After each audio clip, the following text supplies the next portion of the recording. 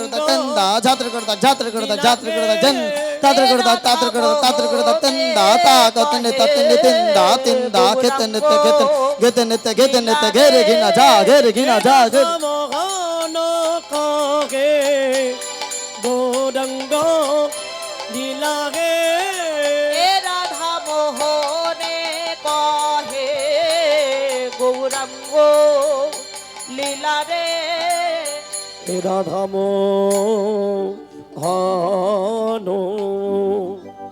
জয় জয় শ্রী গুরু বৈষ্ণবে প্রেমানন্দে প্রভু নিতাই গৌর হরি বল প্রভু নিতাই গো হরি হরি হরি হরি বল হরি বল হরি বল। রাধে রাধে। এতক্ষণ আমরা ছিলাম গৌর লীলায়, এখন রাধারানীর নাম গাইতে গাইতে আর যারা শুধু এমনি এমনি করবে জেনারেল বগি রাধে রাধে বলে দুটি বাহু তুলে যাব আমি মধুর বৃন্দাবন হেরিব মদন মোহন। রাধে রাধে বলে দুটি বাহু তুলে যাবো আমি মধুর বৃন্দাবন চলো রে মদন মোহন। রাধে রাধে বলে দুটি বাহু তুলে যাব আমি মধুর বৃন্দাবন হেরিব মদন মোহন। রাধে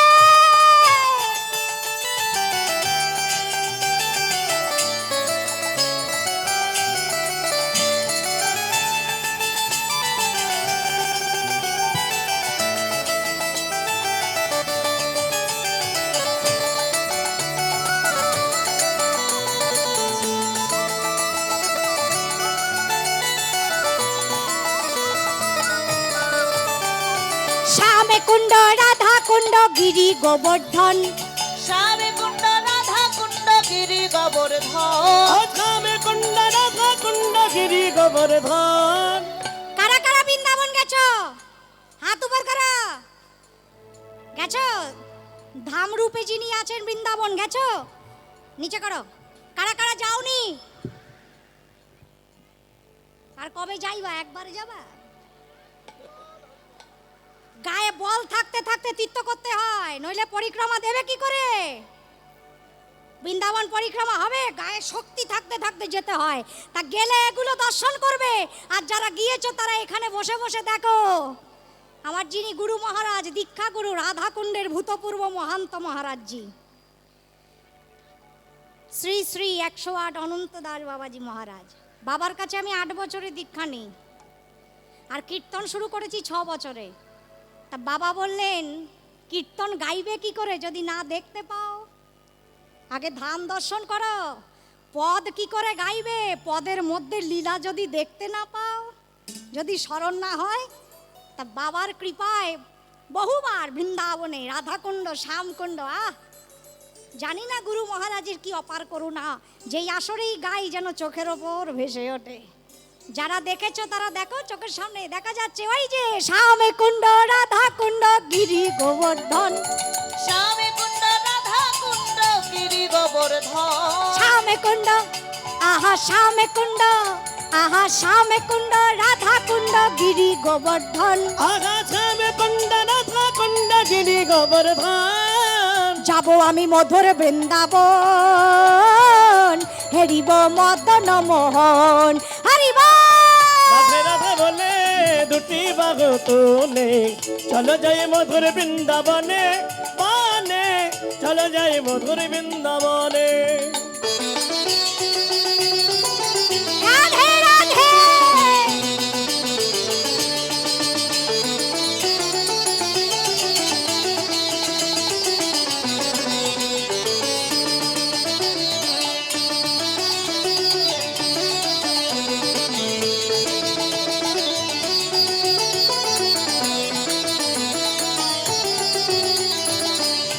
বৃন্দাবনে গিয়ে ছোট ছোট রাখাল বালক দেখেছো? দেখেছো ওরা কারা? সীতাম সুদাম আদি যত রাখালগণ। আহা! শ্রীদাম সুদাম আদি যত রাখালগণ। তোমরা আমার নেতিয়া পড়ছো কেন? আজকে আমার গৌর হরি হ্যাপি বার্থডে, আনন্দ করো। সীতাম সুদাম আদি যত রাখালগণ। ও সীতাম সুদাম আদি যত রাখালগণ। যাবো আমি মধুরে। এ দেবুদাকে একটু নৃত্য করাও তো। কি সুন্দর আয়োজন করেছে, আমার বৃন্দাবন কেউ গড়তে পারবে? মহাপ্রভুর অনেক করুণা, আরো করুণা বর্ষিত হোক। তোমরা আশীর্বাদ করো আমার দাদাকে, আর দাদা ভাইপোকে কাকা ভাইপো, তাই তো প্রাণ ভরে আশীর্বাদ করবে, যেন এমনি করে নবদ্বীপ বৃন্দাবন প্রতি বৎসর আমরা দেখতে পাই। সবাই নৃত্য করো, বাহু তুলে, বসে বসেই, দাঁড়িয়ে পড়ো না, বসে বসেই নাচো। শ্রীদাম সুদাম আদি যত রাখালগণ। শ্রীদাম সুদাম আদি যত রাখালগণ। সীতাম সুদাম আদি যত রাখালগণে। যাবো আমি, যাবো আমি, যাবো আমি মধুর বৃন্দাবন। হরিব মদন মোহর, হরিব রাধে রাধে বলে দুটি বাহু তুলে যাবো আমি মধুর বৃন্দাবন। হেরিব মদন মোহন।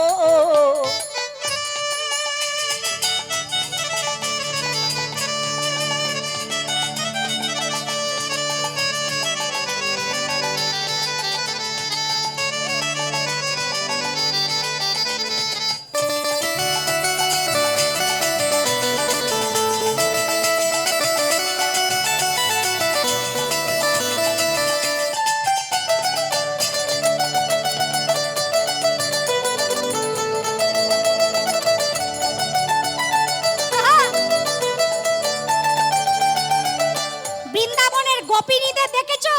কি সুন্দর দেখতে না? এমনি করে ঘোমটা দিয়ে রাখে, ওদের মুখ দেখা যায় না। দেখা যায় না নয়, দেখা দেয় না, দেখা দিলে তো চিনে ফেলবো। ললিতা বিশাখায় আদি যত সখীগণ, ওরাই ললিতা বিশাখায় আদি যত সখীগণ। ললিতা বিশাখায় আদি যত সখীগণে। ললিতা বিশাখায় আদি যত সখীগণে। যাবো আমি মধুর বৃন্দাবন। হেরিব মদন মোহন, হরিব রাধে রাধে বলে দুটি বাহু তুলে যাবো আমি মধুর বৃন্দাবনে। হেরিব মদন মোহন। রাধা রানী কি জয়, মহারানী কি জয়। রাধা রাধা রানী কি জয়, মহারানী কি জয়। রাধা রানী কি জয়, মহারানী কি জয়। রাধা রানী কি জয়, মহারানী কি জয়। हमारी साने मारी की जय जय जय। हमारी साने मारी की जय जय जय। राधा रानी की जय, महारानी की जय। राधा रानी की जय, महारानी की जय। राधा रानी के जय, महारानी के जय। राधा रानी की जय, महारानी की जय। राधे राधे राधे राधे बोलो राधे राधे। राधे राधे। এখন কটা বাজে রে? কটা বাজে, কটা বাজে? এই 12টা বাজে, আমাদেরও 12টা বেজে গেছে। একদম বৃন্দাবনে দেখি 12টা বেজেছে। কার কার পাগল পাগল লাগছে রাধারানীর নাম করতে? আজকে গলার জোর শুনবো। রাধে রাধে রাধে রাধে রাধে রাধে। পিছনে বলছে না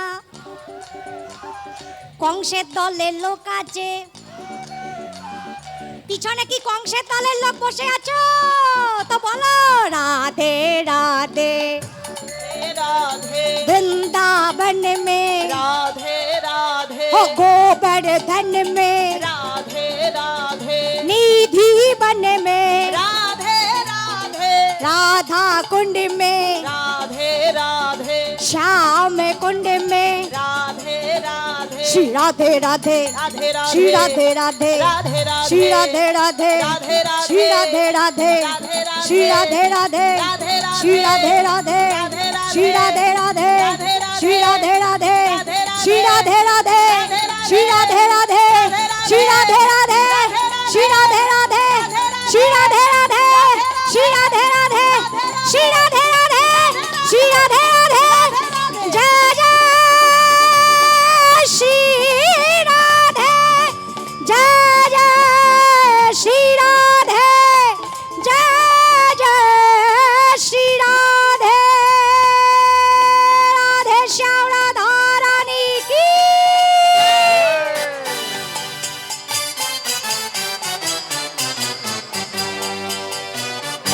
রাধা রানী কি রাধানগরে এসেছি বলে কথা, হ্যাঁ নাম সার্থক, তোমাদের বাস সার্থক। এইখানে দিন রাত ভজন করো আর না করো, যেখানে আছো সেই জায়গার নামটা 10 বার করলেই গোবিন্দ কৃপা করতে বাধ্য হবে। রাধানগর রাধানগর রাধানগর রাধানগর, আমরা রাধানগরেই তো এলাম। বলো রাধা রানী কি। একটুখানি লীলা আস্বাদন করে নি, তারপর যুগল করব না আজকে, এরপরে রাস হবে তো। আমরা কিছুটি লীলা আস্বাদন করে আমরা রূপ বর্ণনে চলে যাব। রূপের বর্ণনা দিয়ে রাধারানীকে ওখানেই ঘরে সখীদের মাঝখানে রেখে দেব। পরবর্তী কীর্তনিয়া আসবেন সাজিয়ে গুজিয়ে রাসে নিয়ে গিয়ে মিলন করবেন।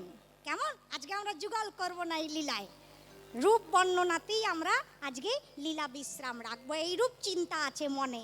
আগে প্রথমেই কীর্তন গাইতে গেলে একটু বড় তাল তো গাইতে হয় বাবা, নইলে রান্নায় যেমন লবণ না দিলে নুন না দিলে স্বাদ হয় না, পায়েসে যেমন মিষ্টি না দিলে স্বাদ হয় না, ঠিক তেমনি বড় তাল না গাইলে কীর্তনও স্বাদ হবে না, পানসা হয়ে যাবে। এখনকার দিনে তো এগুলো প্রায় উঠেই গেছে, বড় তালের গান, বিলম্বিত লয়ের গান, যেটা প্রকৃত কীর্তনের পরিচয় দেয়। অনেকে বলে না আমি প্রকৃত কীর্তন করি। আমাদেরকে যদি কেউ জিজ্ঞাসা করে যে তুমি ভজন কি কি গাইতে পারো, তুমি কটা পালা শিখেছো, তাহলে ধরে নেবে ও আসল সত্যিকারের শ্রোতা নয়, কীর্তন শোনার শ্রোতা নয়। প্রশ্নটা কেমন করা উচিত জানো? তুমি কটা গান শিখেছো, মানে বড় তালের গান। আমাদের অনেক জায়গায় ভক্তরা এসে জিজ্ঞাসা করে তুমি কটা গান শিখেছো, মানে ধরে নিতে হবে বড় তালের গান কটা শিখেছো। যদি ভালো ভালো বড় বড় দাগি দাগি গান আছে আমাদের কীর্তনে, যদি নাই শেখো তার মানে তুমি এখনো প্রকৃত কীর্তনিয়ার তালিকায় আসো নাই। আমাদের গুরুজিরা আগে বলতেন গান শেখো, ভজন তো ইউটিউব শুনলেই তোলা যায়, গল্প তো 2-4টে বই পড়লেই তোলা যায়, গল্প মুখস্থ করে বলা যায়, কিন্তু কীর্তনের পদকে, মহাজনের পদকে অধ্যয়ন করে, পাঠ করে, অনুভব করে, নিজে দর্শন করে ভক্তদের দেখানোর জন্য ভজন থাকা চাই, আচরণ থাকা চাই। আমরা আসরে দাঁড়িয়ে কীর্তনই করি, কিন্তু অখাদ্য কুখাদ্য যা ইচ্ছা তাই খেয়ে ফেলছি। কীর্তন হবে? সারা জীবন গাইলেও হবে না, সারা জীবন গাইলেও কোনো ফল নাই।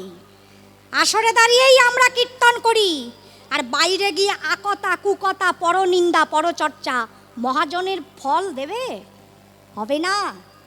জানতে হবে রেল লাইন যদি লাইন ছেড়ে চলে যায় তাহলে অ্যাক্সিডেন্ট হয়, তাতে শুধু ড্রাইভারের ক্ষতি হয় না, যাত্রীদেরও হয়। তাই যারা কীর্তন বাদ দিয়ে অন্যান্য গান গেয়ে থাকেন কীর্তনের মধ্যে, তার শুধু নিজের ক্ষতি হচ্ছে না, যারা শুনবে তাদেরও অপরাধ হয়ে যাবে। আমার বড় মা বলেন কীর্তনের মধ্যে অন্য সুর গাওয়া মানে মিষ্টান্ন রান্না করে লেবু চিপে দেওয়া। তাই একটু বড় তাল গাই মা। তেওর তাল অনেক তালই আছে, একটি গাইব তেওর তাল 14 মাত্রা। সুবলক রিয়া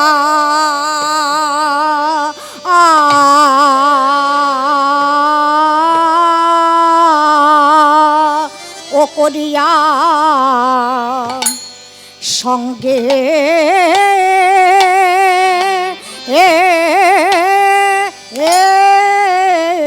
আহারে বিপিন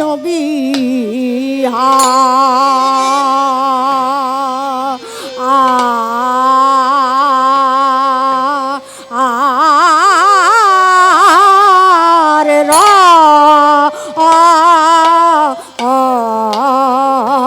রঙ্গে 14 মাত্রা কাটান না গো রামার চলিল ও রে সুবল সখা সঙ্গে করে না গো রামার চলিল ও রে সুবল সখা 1 2 3 4 5 6 7 8 9 10 11 12 13 14 সখা সঙ্গে করে না গো রামা চলিল ও রে সখা সঙ্গে করে না গো রামার চলিল রে সুবল সখা সঙ্গ করে না গড়িয়া আমার চলিল ও রে সুবল সখা সঙ্গে করে না গো রামার চলিল এই দেখো কি বলছে আহা, কত কষ্ট করে আমরা শিখি গুরুদেবের কাছে বসে বসে সব তাল এরা কত বাচ্চা বাচ্চা ছেলে কত কষ্ট করে শেখে গাওয়ার মতো জায়গা পেলে তবে তো গাইবো সব জায়গায় গাওয়া যায় না ওজন বুঝে গাইতে হয় তাই না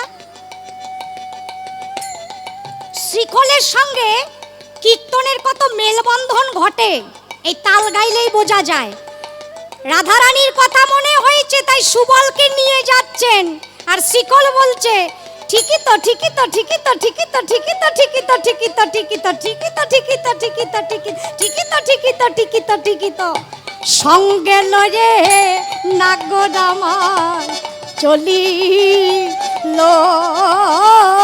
সুবল সখা সঙ্গে লয়ে না গো রামার চলিল রে রাধা বদন মনে হয়ে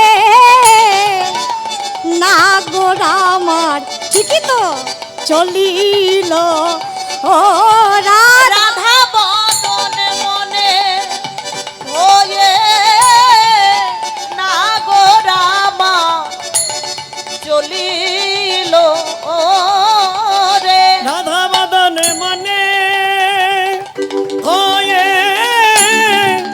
না গড়িয়া আমার চলিল ও রে রাধা বদন মনে হয়ে না গোরে আমার চলিল রাধা রাধা বদন বদন মনে হয়ে না গো রামা চলিল রে সুবল সখা সঙ্গে লজে তারটি তারটি নাগর আমার চলিল ও রে সুবল সুবল সখা সঙ্গে লয়ে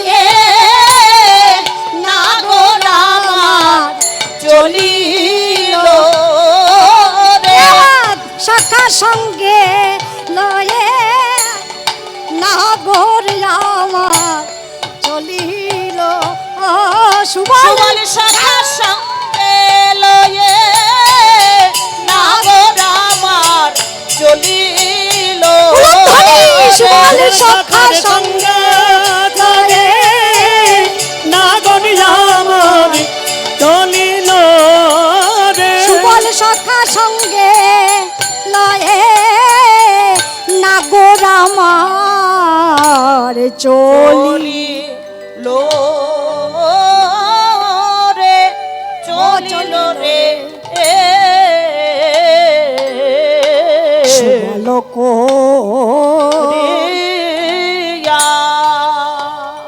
সুবল করিয়া সঙ্গে বিপিন বিহার রঙ্গে সুবল করিয়া সঙ্গে বিপিন বিহার রঙ্গে সুবল করিয়া সঙ্গে সুবল করিয়া সঙ্গে সুবল করিয়া সঙ্গে সুবল করিয়া সঙ্গে বিপিন বিহার রঙ্গে রসময় বিদগত শ্যাম আহারে রসময় বিদবাদ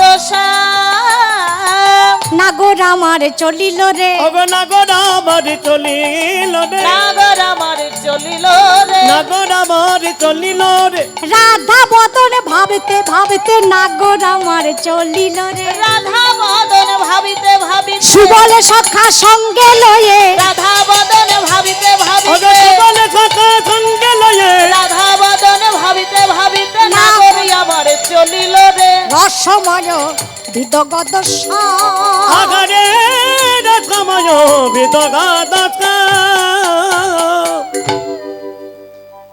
রসময় বিদগত শ্যাম সুবল করিয়া সঙ্গে সুবল সখাকে সঙ্গে করে বিপিন বিহার রঙ্গে শুধু কীর্তন শুনলে হবে না মা, পদের অর্থ যদি বুঝতে পারো তবে অনুভবটা ভালো হয়, তা না হলে শুধু শুনে কাজ আছে? আচ্ছা এখানে এসেছো, যদি কিছু ঝোলা করে নিয়েই যেতে না পারো তাহলে আর এত রাত্রে বসে থেকে লাভটা কি হইল, তাই না? কিছু পাবার আশায় এসেছো তো নাকি, না শুধু টাইম পাস করতে এসেছো? পাবার আশায় তো। কি পাবে? রাস্তা, পথ। ওই যে বাবা বললেন তত্ত্ব বলবে, তত্ত্ব মানে কি? খোঁজা। তত্ত্ব মানে কি? অনুসন্ধান করা। কাকে খুঁজবে? ভগবানকে। খুঁজবে কি করে? কোন পথে যাবে খুঁজতে পারবে? আমরা সামান্য মানুষ, সামান্য জীব, কোথায় পাবো খুঁজে তাকে? রাস্তা বলে দাও। ওই ভগবানকে খোঁজার রাস্তাই হচ্ছে মহাজনী পদ পদাবলী। এই রাস্তায় এসো, এই রাস্তায় এসো, এই পথে এসো, ভগবান মিলবে মিলবে মিলবে মিলবেই। তাই পদ বুঝবে, পদকে হৃদয়ে অনুভব করবে কি বলতে চাইছেন। বিপিন বিহার রঙ্গে। আমার রঙ্গ শব্দের অর্থ কি? রঙ্গ মানে হচ্ছে ছলনা, মানে যেটা নয় সেটা যদি তুমি বলছো তার মানে তুমি ছলনা করছো, আসল কথাটা বলছো না। গোবিন্দ ছলনা করছেন কি? হ্যাঁ। সুবলকে বলছেন, সুবল আমি সারাদিন খেলছি আর ভালো লাগছে না, চল একটু বন থেকে ঘুরে আসি। এটা কিন্তু আসল কথাটা নয়, এটা ছলনা। আসল কথা কি? মনের কথা হচ্ছে সুবল তোকে দেখে আমার ওনার কথা মনে পড়েছে। কিন্তু এটা তো বলা যায় না, ছি লজ্জা করে না ভালোবাসার কথা। তাই তো। কাকে বলি, কি করে বলি, বলা তো যায় না। তাই একটু কথাটা ঘুরিয়ে দিলেন, ছলনা। তাই মহাজন বুঝেছেন, মহাজন তো লীলা দর্শন করছেন নিত্য সিদ্ধ স্বরূপে। তাই উনি বলছেন ওই দেখো কথাটা ঘুরিয়ে দিল, বিপিন বিহার রঙ্গে। পদাবলীর এক একটা শব্দ প্রয়োগ হয় এমনি না, মিলিয়ে দেওয়ার জন্য নয়। এটা কবিতা নয় যে মিলিয়ে দিলাম লতার পাতায়, অনুভব করে লেখা। সুবল করিয়া সঙ্গে বিপিন বিহার রঙ্গে। তারপর কি বললেন? রসময় যিনি যাচ্ছেন তিনি কে? রসময়। রসময় কেন? যার রস কখনো শেষ হয় না। খেজুরের রস নয় যে শুধু শীতকালেই পাওয়া যায়। আচ্ছা, তোমরা এর আগে আর কীর্তন শোনোনি? লীলা কীর্তন শুনেছো? আমিও এসেছিলাম, এই আশেপাশে এসেছি আমি আরো সোনারপুরে কীর্তন করতে। তা কীর্তন আগে শুনেছো তো মা? এরকম লীলা কীর্তন তো আরো শুনেছো। এখানেই হচ্ছে 18 বছর ধরে। আজকে বসে আছো কেন রাত্রি 12টার সময় এখানে পাগল? আর শোনো নাই কেন বসে আছো? বাড়িতে গিয়ে ঘুমাও। যতই শুনি ততই যেন ভালো লাগে, ভালো লাগে। 24 বছর কীর্তন করছি বাবা। আমি 6 বছরে আসরে উঠেছি। আমার এখানকার এই যে ছেলেরা মেয়েরা, কেউ 30 বছর, কেউ 35 বছর কীর্তন করছে। যাকেই জিজ্ঞাসা করবা এই যে কত ভক্ত কত বছর কীর্তন শুনছেন, যদি গিয়ে জিজ্ঞাসা করো অনেক তো শুনেছো, আরো শুনবে, তাদের উত্তর হবে কোথায় শুনলাম, এখনো তো কিছুই শোনা হলো না, এখনো অনেক বাকি আছে, অনেক শুনবো। যার লীলা কথা শোনা কখনো শেষ হয় না, যাকে দেখলে কখনো মনের আশা মেটে না, যার নাম গাইলে কখনো আশ মিটে না, সারা জনম গাইলেও তৃপ্তি হয় না, তিনি হচ্ছেন আমার রসিকেন্দ্র চূড়ামণি রসৌ বৈশা। তাই তাকে রসময় বলা হয়। যখনই আস্বাদন করবে মধুর, নয়নম মধুরম বচনম মধুরম অধরম মধুরম মধুরাধিপতে রখিলম মধুরম। বিল্লমঙ্গল লিখে দিলেন শেষে, আমি আর বলতে পারছি না, শেষে মধুরম মধুরম মধুরম মধুরম। তার রস কখনো শেষ নেই, আস্বাদন করো, আরো বাড়বে আরো বাড়বে আরো বাড়বে। ও যে রসময়, এই রসময়ের মানে। তারপর আছেন বিদগত, এগুলো হচ্ছে নামের উপাধি। এক একজনের বিশিষ্ট মানুষদের নাম করতে গেলে উপাধি প্রয়োগ করতে হয় না, অমুক আসছেন অমুক আসছেন, নামের উপাধি দেয় তারপর নাম বলতে হয়, এগুলো গোবিন্দের উপাধি। একটি রসময় আর একটি বিদগধ। বিদগধ মানে কি? যিনি বিশেষ জ্ঞানের অধিকারী তাকে বলা হয় বিদগধ। সেই মানুষটির নাম কি? শাম। রসময় বিদগধ শাম। সে শাম আমার আজকে কি করছেন জানো? রাধারানীর কথা মনে হয়েছে তো, তা কি করবেন? সুবলকে নিয়ে রাধা কুণ্ডের তীরে আসি, কুসুম কাননে বসি।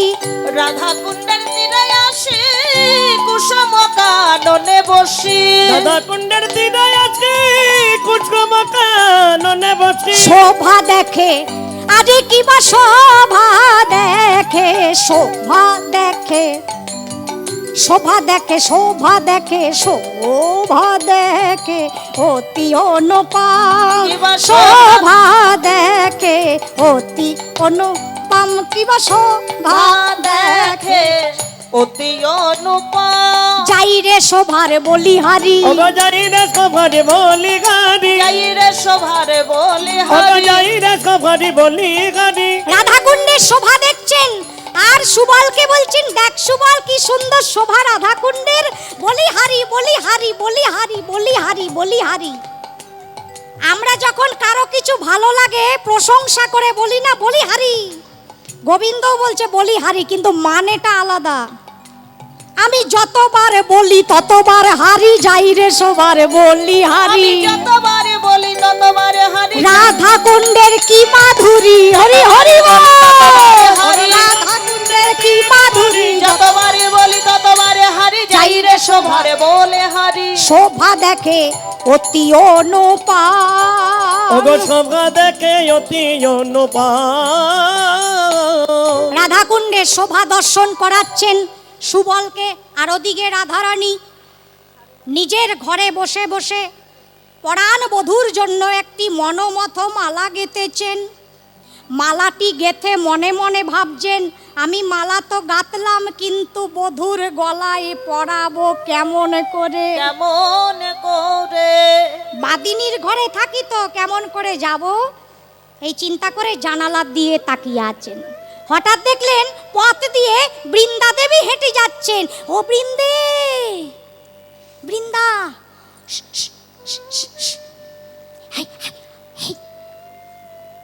জোরে ডাকা যাবে না, বাদিনীর ঘর না, শাশুড়ি ননদি শুনতে পাবে। বৃন্দা, বৃন্দা, কি হয়েছে? হে বৃন্দা, হ্যাঁ দেখ, আমি মালা দেব। এই দেখ দেখ, আমি বধূর জন্য একটা মালা গেঁথেছি, একটু পরিয়ে দিয়ে আয় না, আমার বধূকে ওই দিকেই গেছে, একটু নিয়ে যা না। বৃন্দা দেবী বললেন, আমি পড়াবো?